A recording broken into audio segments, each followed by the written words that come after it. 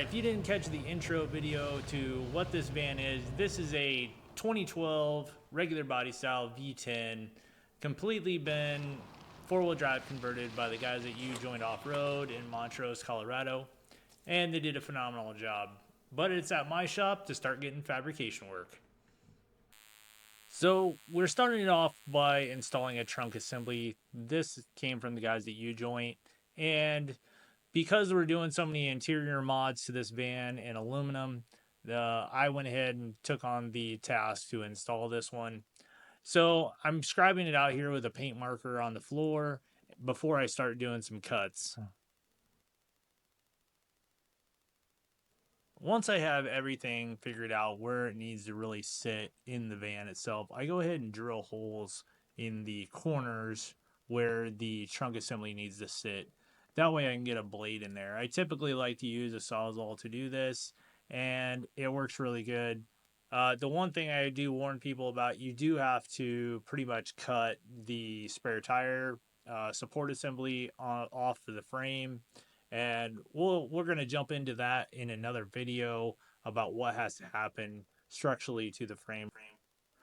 So right here you can see I am not wearing safety glasses and I am using a Ryobi Sawzall. Yeah, sometimes I just shake my head at my the things I do.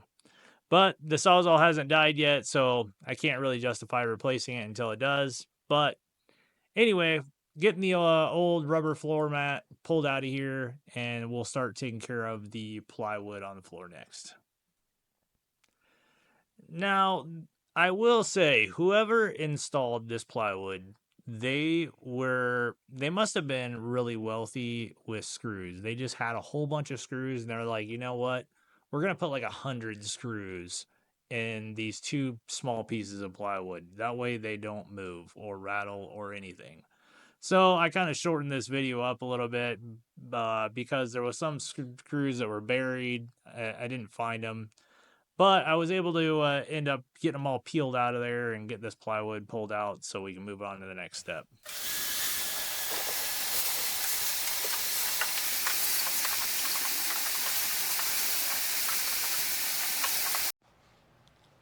All right, so one thing that we're gonna take care of while we're here is we're gonna patch some holes that are in this floor that don't need to be here anymore. With this being a handicap accessible van, there was a lot of stuff bolted down. So we have random holes like that one there, that one there, that one there, and a few others in here. We're gonna go ahead, I'm gonna actually punch them out a little bit bigger and use a round insert to plug them, weld them up, and then I'll go underneath and re-seam seal and well, probably a rust preventative first, then seam seal them from the bottom, just so there's no problems in the future with it. So one thing I do, I'll show you, jump in here real quick. So this is probably one of the things I do different than some people, is I actually fold this up and make a small riser for the heater assembly. So this is a typical heater assembly that you can get. This is obviously one of the more expensive ones. But when you do a subfloor in one of these vans, it raises the floor of the van. So then you go to put one of those heaters in, and there's basically, you either have to cut into the subfloor to make it work right. It kind of turns into kind of a headache. So what I do is I actually fold up a riser and I bring the whole thing that the heater sits on up to the level I know that the subfloor is going to end. So this will be completely flush with the subfloor when it's all done. And that way, when anytime down the road, if you want to service it or replace the heater, you just go down there, knock a couple bolts out or nuts out, and swap it out.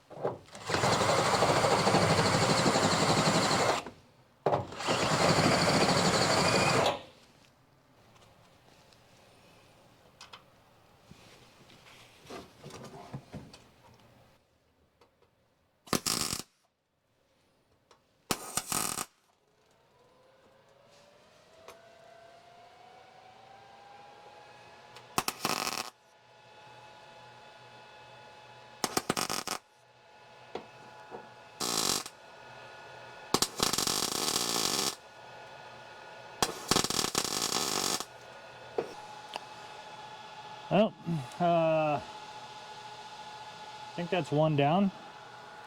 One down. I think there's like 8 of those to go. So.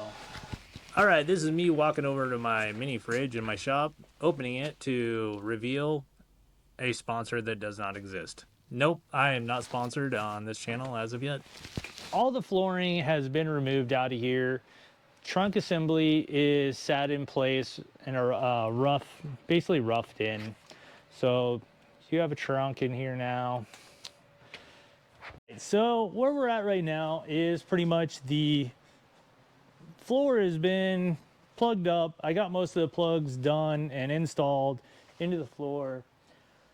The riser for the heater assembly is installed.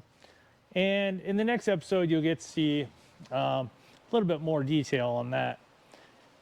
But here is the stainless water tank. It is complete. It will go in the rear of the van, and we'll show some more detail on this thing as well. But yeah, those welds turned out nice, I'll say that. But in the next episode, we'll talk about where this thing really sits in the van, and you know, how I'm gonna hold it in there. And it's actually a pretty sweet setup. Then we also have the gray water tank that sits in this van. Just gonna show you a snippet of it. It's right here. It is fully built.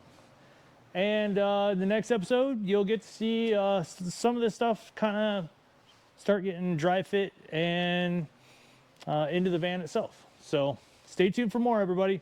Appreciate you watching.